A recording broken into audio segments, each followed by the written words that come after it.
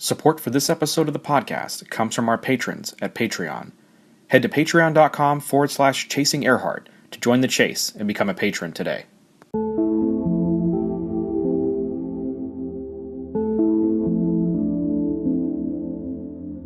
On the morning of July 2nd, 1937, Amelia Earhart and her navigator, Fred Noonan, disappeared over the Pacific Ocean without a trace.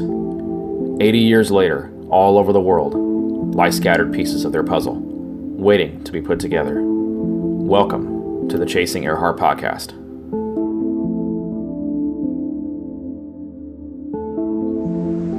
Well, I think it would be great to solve the mystery of Amelia Earhart. I think that she's a famous explorer herself. She did many great things in her lifetime. I think people realize that and recognize her talents. And I also think that her story's been told, but there's a part of the story that hasn't, and that's the end of her story. And I think people really want to know what that is. And I personally would like to know what happened and to see, if all those other theories are true, or if she just did run out of gas and didn't find the island in time. I think that me and a lot of other people in the world would like to know that. Andy Sherrell received his BS degree in ocean engineering from the Florida Institute of Technology and has over 15 years of experience in the oceanographic community. As a former employee of Oceaneering International Incorporated, he has worked on numerous deep-sea search and salvage operations in depths of up to 20,000 feet. His experience includes locating and recovering downed aircraft and various other lost items for both the commercial and military industries. Andy's work has included being first on the scene to begin searching for an airplane's black box, to working with film crews to find and document historic shipwrecks. He enjoys working as a mission planner, operator, technician, and engineer throughout all phases of these exciting operations. On the 36th episode of the Chasing Earhart podcast, Andy chats with us about deep sea exploration, the tools of the trade, and the incredible work that the Waitt Institute has done in the search for Amelia Earhart and Fred Noonan's Lockheed Electra. Our guest today on the Chasing Earhart podcast is Andy Sherrell. He's a gentleman I've been wanting to talk to for quite some time. Andy, thank you so much for joining us today. Oh, it's my pleasure. Thanks for having me. Thank you, sir. So what we'd like to do is we'd like to start every podcast the same way. Can you tell everybody a little bit about your education, your professional background? My education started at the Florida Institute of Technology in Melbourne, Florida. I got a degree in ocean engineering, and originally I went to school for naval architecture to build ships. But while I was there, I learned about underwater vehicles and became fascinated with them, and kind of focused my career on them and using the underwater vehicles of all different types and varieties. And I was fortunate enough to get hired by Oceaneering right out of college and started working on underwater search and salvage operations with their contract with the Navy. Just with the supervisors of salvage. My first job, before I even had a day in the office, I got flown out to the TWA 800 search and recovery operations. So I was really thrown into the whole underwater search and salvage world right off the bat. After that, there was a series of major airline crashes in the U.S., Egypt Air, Swiss Air, Alaska Air, several other military crashes and things that I was involved with. And my career has just kind of developed from that. That's really where it began. And I moved on from Oceaneering and worked with Harbor Branch Oceanographic Institute, and worked with some submersibles down there, and worked at Harris Corporation in Melbourne with their underwater buoy communication system, or I should say floating buoy communication system. So kind of a varied background, but always brought back to and worked on these underwater search and salvage operations. And then I've been working independently for about the last 8-10 years with my own business, doing consulting work for these kind of operations, as well as underwater filming expeditions, like the Titanic or Operation D-Day, where we surveyed the Normandy D-Day beaches. And it's been great, and I've been involved in some really neat projects, and been, from the operator all the way to the expedition co-leader. So it's been really fascinating career for me so far, and I really enjoyed it. Yeah, your resume is, as I said in our email exchange, your resume is really quite impeccable, and you really have kind of ran the gamut and been involved in a lot of different aspects of underwater exploration, and that's one of the many reasons why I wanted to have you on the show, because I think you have a great viewpoint from there. What I like to ask everybody is, just because it's such an interesting question, is can you tell me how Amelia Earhart and that search came into your life professionally? Sure. It came in when Nauticos hired Oceaneering, and I worked for Oceaneering at the time with their deep water search assets. I just kind of got thrown into it because I worked on the system that was going to be used on the search, became part of that team. Right. And while I was out there, of course, I met Dave Jordan and Elgin and that whole team of Nauticos, and then also all the other researchers like Tom and Rod that you mentioned, and Yeah. as well as the Waitt Institute got involved at that point. So I met Ted and Mike Desner through that experience. Once that job wrapped up, a few years later, Ted bought the 2 AUVs, and they reached out to me to help them with the next search project in 2009. Yeah, and let's get into that a little bit, because I think that's really interesting. Can we talk about the Waitt Foundation search and kind of your involvement in that, and can you give our listeners out there a little bit of a I guess a synopsis on what you guys did out there? Sure. Yeah, it was a great expedition. It was very ambitious at the time. Still is, really. We had 2 AUVs out there, 6,000 meter, brand new vehicles, kind of cutting edge technology. I was hired to be the lead data processor and do the data processing for all the sonar data at the time. And so myself and my team were in charge of, just reviewing the data, making sure the data quality was good, and of course looking for the debris field or any aircraft remnants that might be in the data. Yeah. So it was really a fascinating project. It was the first commercial type project where these 2 deep water AUVs were used, and I believe it's the largest underwater search with 2 vehicles that was done to that date during that time period. We've since exceeded that search area with some other large efforts like the Air France search and now the Malaysia Air Search, but at the time that was the largest continuous underwater search using 2 AUVs at the same time, which had, to my knowledge, never been done before, at least commercially, in those water depths. Yeah, no, that's the key there.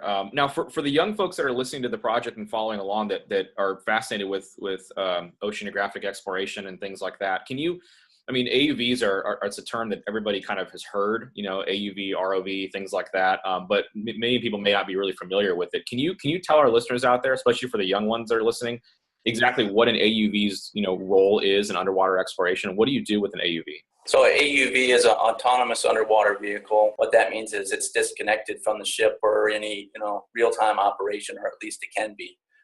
So it has a battery in it. It has some recording equipment in it. You pre-program it. You tell it where to go along the seafloor in a certain mapping pattern, and it'll go down. You kick it over the side of the ship, let it go down and do its thing, and then it'll come back and you retrieve it, recover it onto the ship, and download the data and review it, recharge the batteries, and you can do it again. So it's a really efficient way to search, especially in deep water, where historically you would use a deep towed vehicle. So similar type of onboard sensors with the sonar, but you essentially tow it in a long, in a pattern. But in these deep water depths, you'd have, thousands of kilometers of cable out. Yeah. I should say thousands of meters of cable out. So, it's a really tedious operation. You have to go fairly slow, 2 or 3 miles per hour. You have to do these long sweeping turns that can take, 8 to 10 hours to do.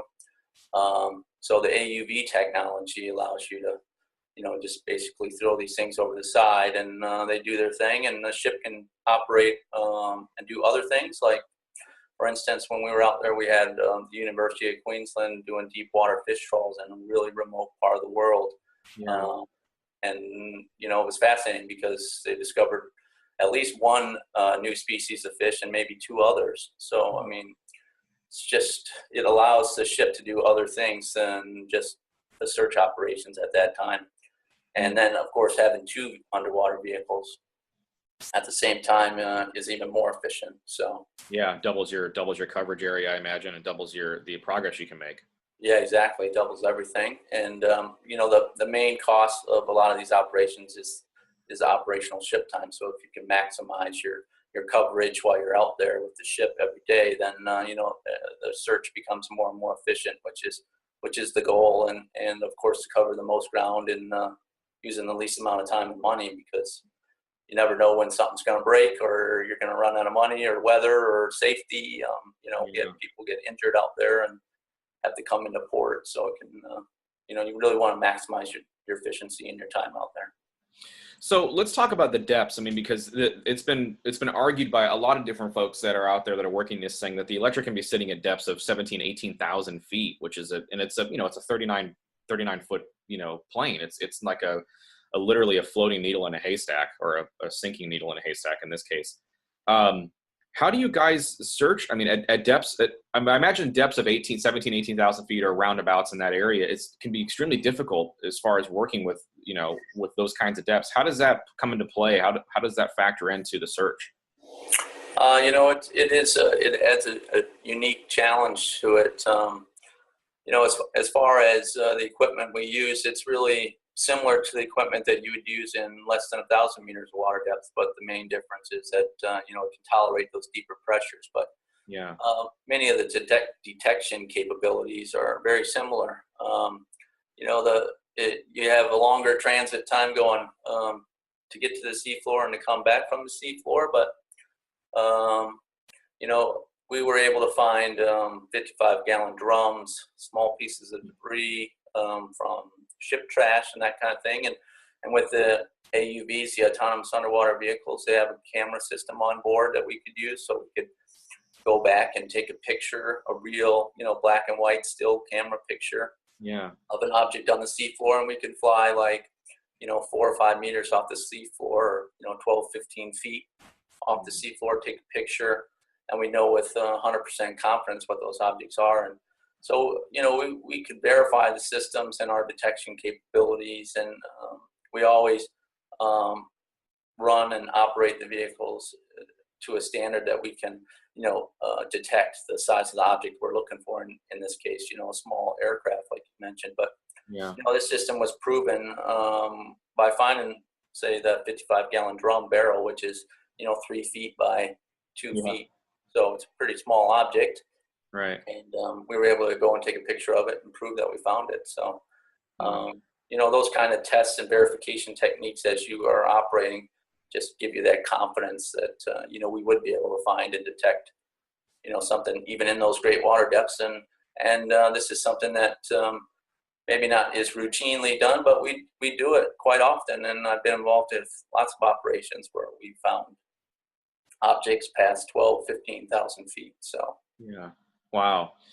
Let's get into it a little bit. I want to ask you to speculate a little bit about aircraft condition, because I mean, we were speaking with Elgin not too long ago, and he was saying that even Tom Vincent was saying that largely if the aircraft sits on the ocean floor at that depths, that it could theoretically be largely intact. It all, of course, you know, you have to think about how Amelia might have had to put the plane down in the water and how that kind of came into play, and the glide speed and all that. But if she was able to successfully put the plane down in the water relatively intact, that it would remain that way at the bottom of the ocean. Can you speak on what you guys kind of expected, or what you guys were thinking that the plane condition would be in if you found it? I mean, was it widely kind of speculated that it would be intact, or were you guys just kind of not sure what you would find, or if you did come across it? You know, I think we were open to it being one piece or in several pieces. You know, even the skilled pilots landing in a little bit of a rough sea state, or even if it's fairly calm, which I think it was that day, it doesn't take much for a wingtip to catch or something like that. And once that happens, you know, it could break into a few pieces pretty quickly. Yeah. So we kept our mind open when reviewing the data and how we were running the search and what we were looking for, because we didn't want to pretend to have that knowledge. Right.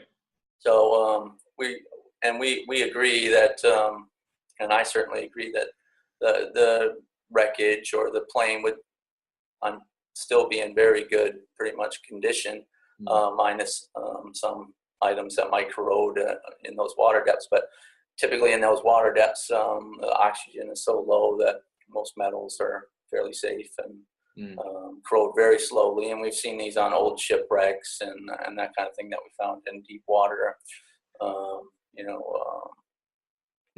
Wrecks from World War II area that are still there and in pretty good shape and, have some growth on them and that kind of thing. But yeah, I mean, that's an interesting point you just made about the water and the effects the water might have on it. I mean, is it fair to say, I mean, is it even in the realm of possibility to say that if the Electra does in fact sit at the bottom of the ocean at that depth, that the water and the oxygen level and everything could almost act as a preserving agent for the actual plane itself, as opposed to being in an area that would be destructive potentially to it? Yeah, I mean, the deep water definitely will help with that, without a doubt. I mean, like when we went back to the Bismarck and we're flying a remotely operated vehicle around that, and an ROV, and we found, clothing and that kind of thing, and same in Titanic, and you could see cloth hats and suitcases and that kind of material, as well as, of course, the ship structure, which is all steel and metal and components laying around everywhere. And these are all from the same type of era, 70, 80 years ago, 100 years ago. I have complete confidence that there would be remnants there, and it will probably be in pretty good shape. And as far as it being under sediment or something like that, I think that the sedimentation rates in those kind of deep water depths out in that area are very slow. And if by chance an underwater volcano erupted next to it and covered it up, I mean, that's certainly a possibility, but it's pretty unlikely. So it's really, I think, just a matter of going over the right spot, and we have the ability to detect it. So, because you're mentioning like metals like steel and iron and corrosion on that, like with the Titanic and those really famous wreckages. The Electra was there's a lot of aluminum on the Electra. So what does aluminum do? How does that factor in? Does that help? I mean, I imagine that kind of helps instead of being an iron or steel. That helps also with the potentially preservation of the craft as well. Yeah, I mean, it'll oxidize and that kind of thing, but in the deep water where the oxygen is so low, that rate is much slower than if it was in 100 meters in warm water. Right. Then it's a completely different story. All those metals corrode at much lower rates, and Now, my question is, if you guys, if it's found at that depth and you guys discover it, you get eyes on it, you confirm that it is in fact the Electra, what happens next? I mean, I'm sure you guys discussed that. I mean, I know when you guys went out there, the intention was to locate the Electra and to potentially, at that point, I guess, have a discussion as to what you would do with it once you located it. But in your mind, in your eyes, with your professional career, what happens once you locate the Electra? What do you do next at that point? Well, if we were using an underwater vehicle like the AUV, we would, really document the site with the sonar data and then take a lot of photographic evidence of it, so we can create mosaics and maybe 3D models of it using stereo cameras and multi-beam sonar, which is, essentially a sonar that looks straight down to give you heights off the seafloor, so you can make an accurate 3D model from that as well, versus the side scan sonar, which is kind of a side-looking sonar, and it's great for detecting things over a wide range. Right. But once we had that mapping kind of phase done, then we could go back with a remotely operated vehicle, an ROV, and we would do a thorough inspection with real-time video, high-definition video, great lighting, really document the site before anything was touched. Yeah.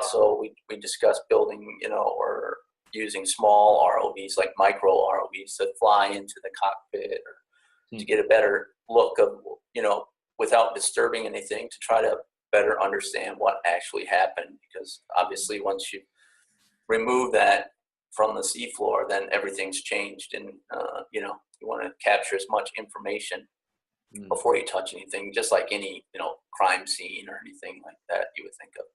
Yeah. So we would use a remotely operated vehicle to do that, and then once that phase was done, we could pick up the aircraft using a variety of techniques. Much of it would depend on the shape and condition and how intact the aircraft was.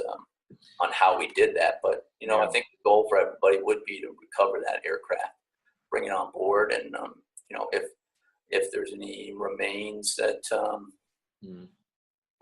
from, I doubt there'd be much in them, with human remains left or anything from, Fred or Amelia, but maybe jackets or, that kind of thing. And bring all that back. And, personally, I would love to see that on a display and in a museum or a traveling museum. And I think a lot of people would, just to tell the story again and share with everyone, what happened to her, what happened to Fred, and tell the whole story again, and really bring it back to life, and show the world today what happened back then. So. Is that, I mean, the extraction process, I imagine, would be insane. I mean, it would be just a really, because you're working with the depths of, let's say, if you find it at the 18,000 feet depth.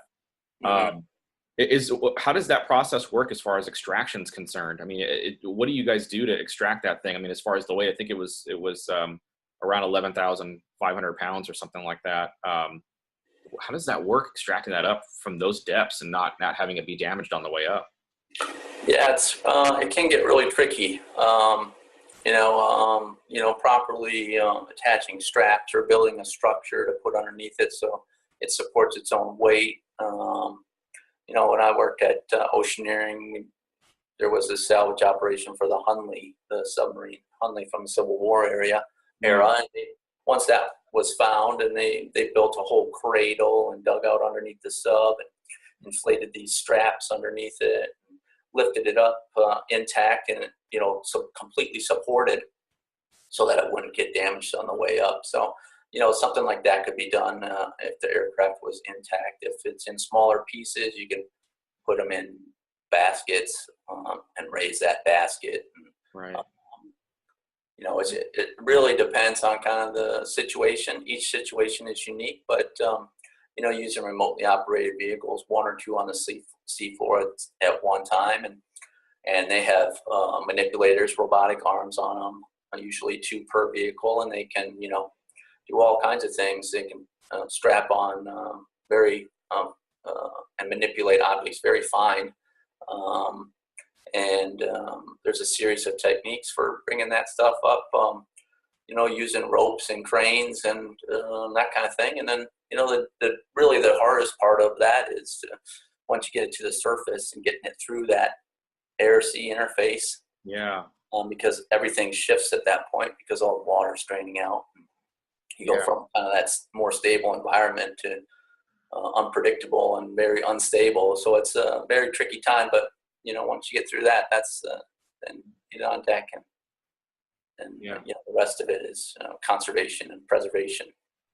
Yeah, I mean, you guys were out there. How much of a, I don't know if you can tell us this or not, but if it's information that's been released or not yet, but how much of a square mile radius did you guys map when you were out there with the Waitt expedition? Yeah, with the Waitt expedition, I think it was 2,200 square nautical miles. Wow. So that's a big area, in 5,400 meters of water. So deep.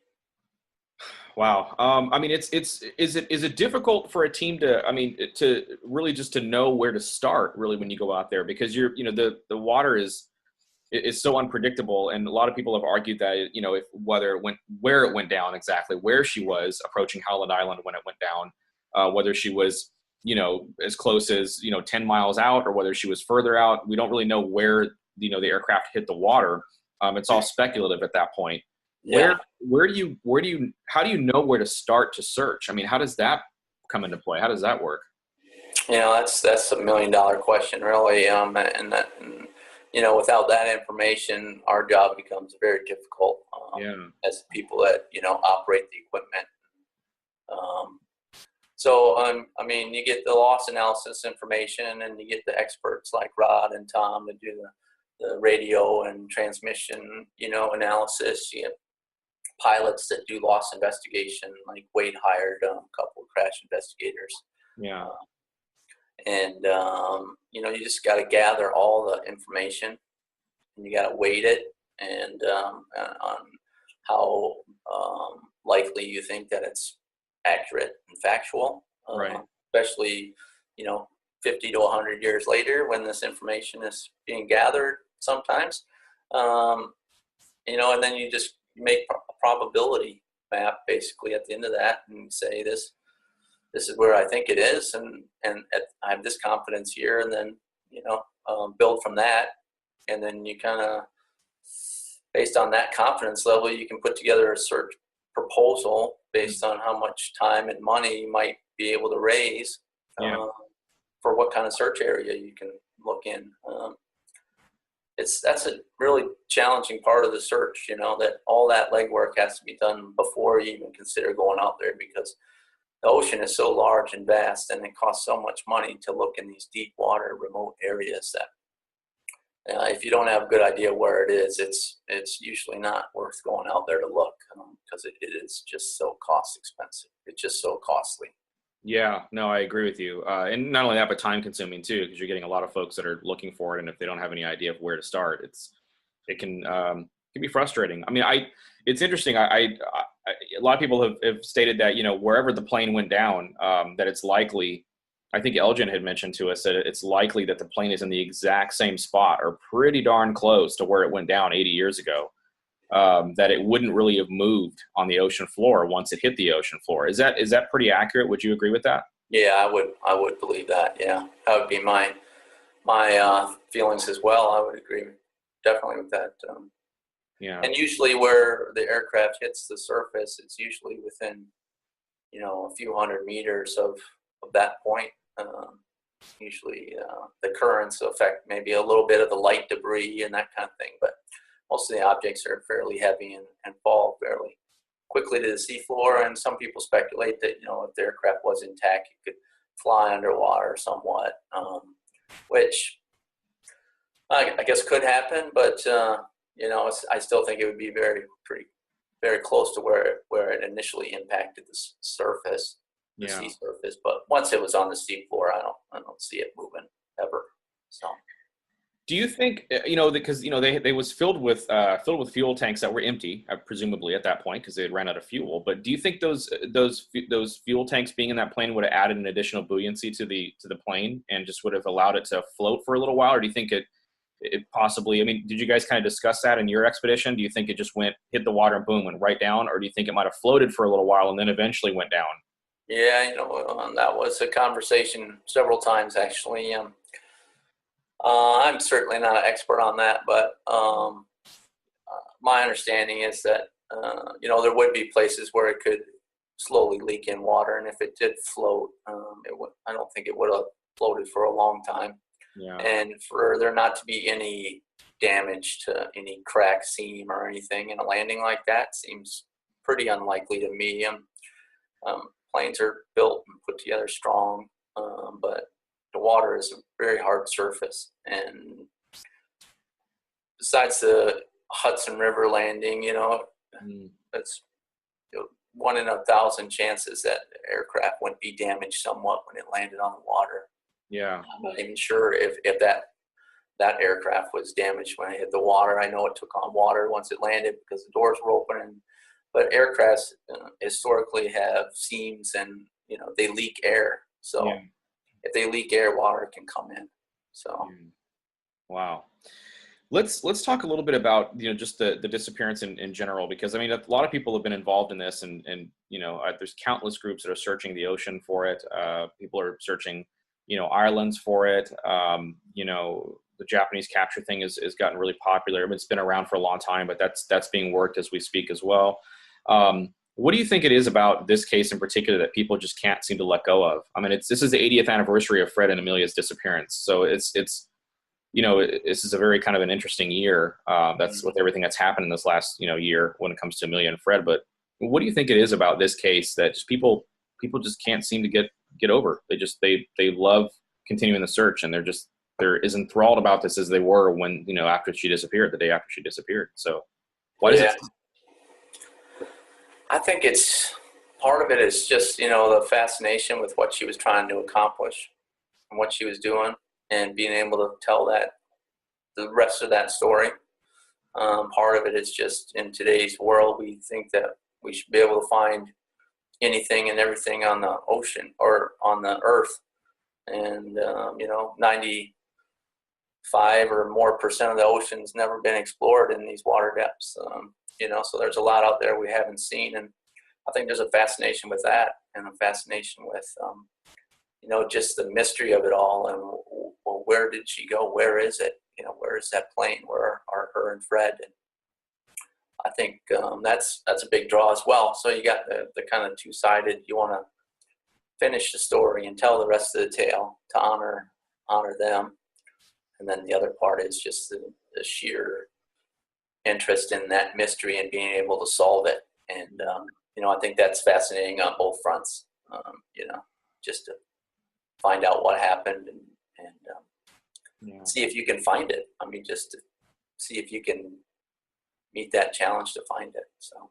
Yeah, I mean, do you think? I mean, I'm very optimistic. So, I mean, that's just the kind of person I am. But do you think? Do you think, in your opinion, that the plane will ever be found?